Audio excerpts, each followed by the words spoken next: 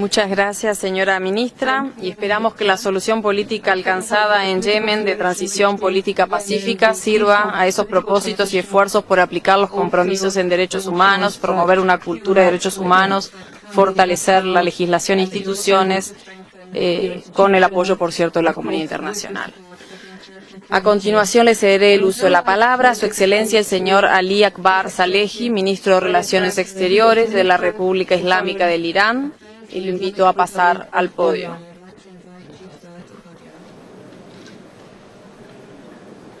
Señor Ministro.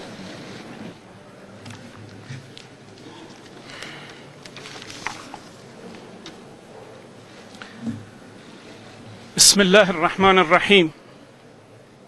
In the name of God, the Compassionate, the Merciful.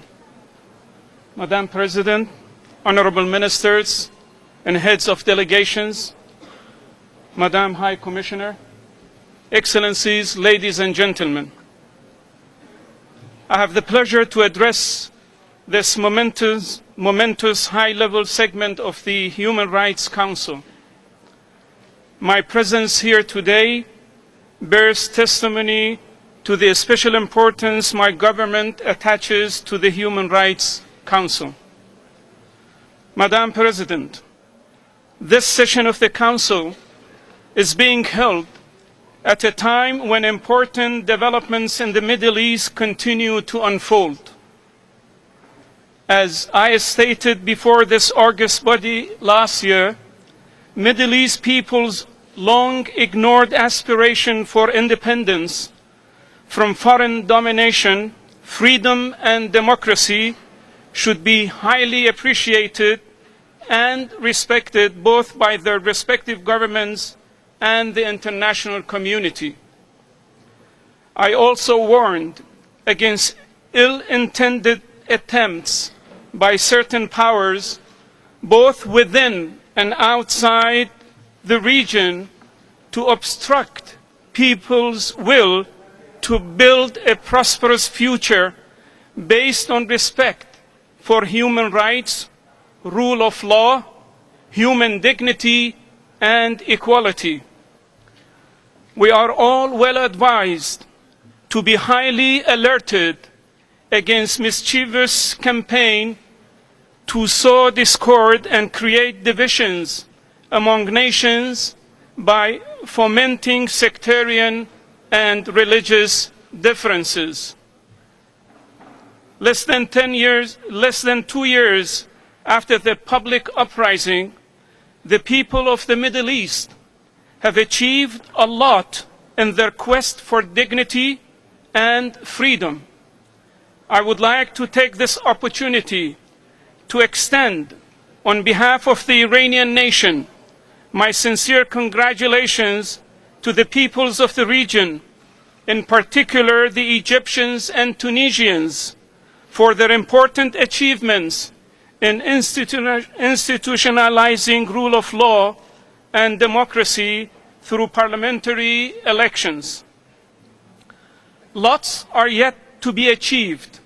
The path toward democracy and independence from foreign domination is a cumbersome process which requires perseverance and diligence.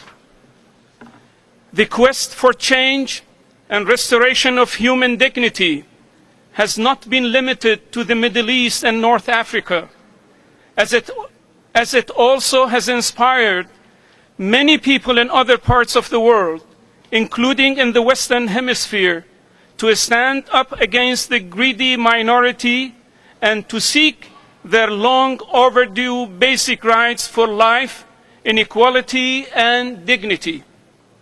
It is regrettable and actually a matter of grave concern that the peaceful protests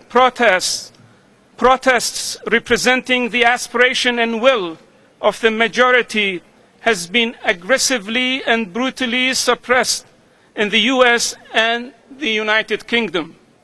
We urge the two governments to abide by their moral and legal obligations in respecting the will of their people and put an end to widespread violation of human rights and fundamental freedoms, which is manifested in their excessive use of force against peaceful protesters. Madam President, inspired by its rich historical, traditional, and Islamic heritage, and as one of the cradles of civilization, Iran continues its efforts towards promotion of human rights based on the recognition of an interactive and cooperative approach. Iran's commitment to the protection and promotion of human rights remains serious and is deeply rooted in its willingness to achieve the goal of a brighter, happier, and more prosperous future, and its desire to work for the betterment of the lives of its citizens. Just in 4 days from now, Friday, 2nd of March 2012, the Iranian nation will demonstrate its rights enshrined in the Constitution through casting their ballot in the parliamentary elections.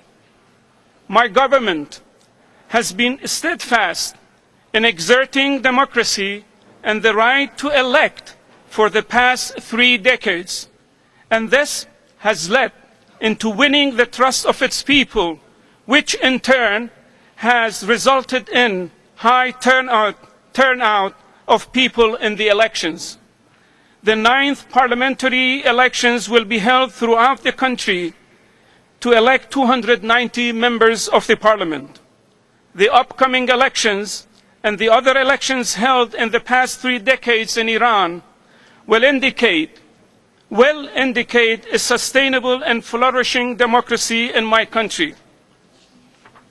While making the utmost efforts to promote the nation's prosperity and well-being, Iran is facing a number of challenges as a result of its independent policy. After the victory of the Islamic Revolution, certain Western states, nervous by the fall of their friendly dictators, resorted to all kinds of unlawful coercive measures, including unilateral sanctions and support of terrorist groups to exert pressure against a nation who chose to be independent and free from historical unjust domination. Unilateral economic and financial sanctions have been imposed as tools of political pressure against my country to prevent Iranian nation from exercising its right to choose their own political, economic, and social systems. As I stated last year, on the same occasion, Iran has been a major victim of terrorism for the past 3 decades. Terrorist groups have killed, threatened, and abducted thousands of Iranian ordinary citizens, including women and children, and proceeded to plunder public and private properties. During the past 2 years, 3 eminent physicists, Professor Ali Mohammadi, Professor Shahriari, and Engineer Mustafa Ahmadi Roshan, were brutally assassinated by acts of terrorism organized by a terrorist group who enjoys the generous hospitality of Western capitals and the full collaboration of the Mossad. It is highly expected from the international human rights bodies and organizations to unequivocally and resolutely condemn such terrorist activities which have been carried out against Iranian scientists. Certainly, all these unlawful measures and state terrorism aimed at intimidation and putting pressure against our nation will not change its resolve and policy. Madam President, Iran's record on international human rights cooperation continues to be significant. On 17th and 18th of October 2011, third periodic report of the Islamic Republic of Iran on the implementation of the International Covenant on Civil and Political Rights was considered by the Human Rights Committee.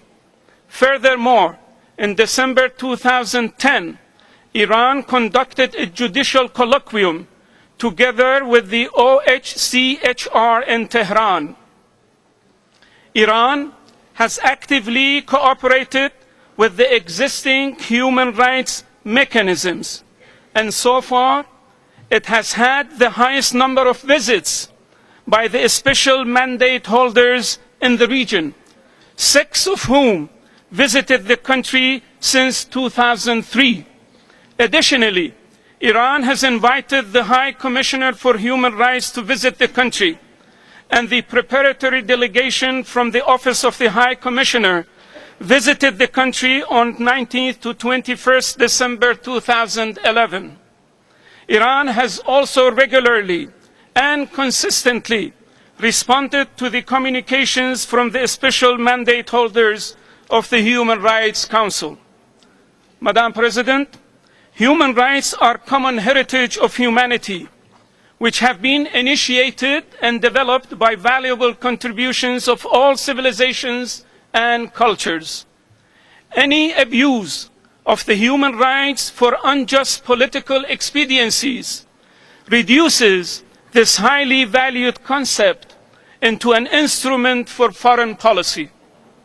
Exploitation of human rights, in particularly United Nations human rights machinery, will create an atmosphere of confrontation and polarization, which would only erode the capacity of the organization for the meaningful promotion and protection of human rights. Now, the Human Rights Council is at a critical juncture to convincingly demonstrate its ability to address human rights challenges and remove the atmosphere of mistrust which has been buffering the whole human rights system in the past several decades. Through constructive interaction in this important forum, proper bases should be provided for perceiving the fact that human rights can be protected and promoted in a meaningful and effective manner. Through genuine respect for diversity, national and regional particularities, as well as historical and religious backgrounds, traditions, and value systems. Undoubtedly, promotion of human rights, along with individual states' efforts, requires collective commitments and willingness of all states to cooperate and to listen and learn from each other and to respect diverse cultural heritages and traditions. Madam President, gross and systematic violation of human rights in the occupied Palestinian territories, which emanates from racist attitudes, remains a matter of deep concern for all. The tragic plight of the Palestinian people, who have been suffering for over 6 decades from occupation, and the consequent deprivation of their most national and human rights, is not yet alleviated. The depth and expanse of the gross and systematic violation of human rights of the Palestinian people by the Israelis in total blatant defiance of international law, numerous UN resolutions, and human rights principles is more than known to the international community. What is perplexing is that they enjoy continuous and unflagging support for certain Western countries, from certain Western countries, to perpetrate their crimes and violations with impunity. Against this backdrop, the international community should continue to be seized of the consideration of this issue till the end of the occupation and fulfill its responsibility towards the elimination of the suffering of the Palestinian people. In this regard, the Human Rights Council is one of the most pertinent fora where the plights of the Palestinian people under the brutal occupation should be dealt with. Before I conclude, I would like to take this opportunity to draw the Council's attention to a tragic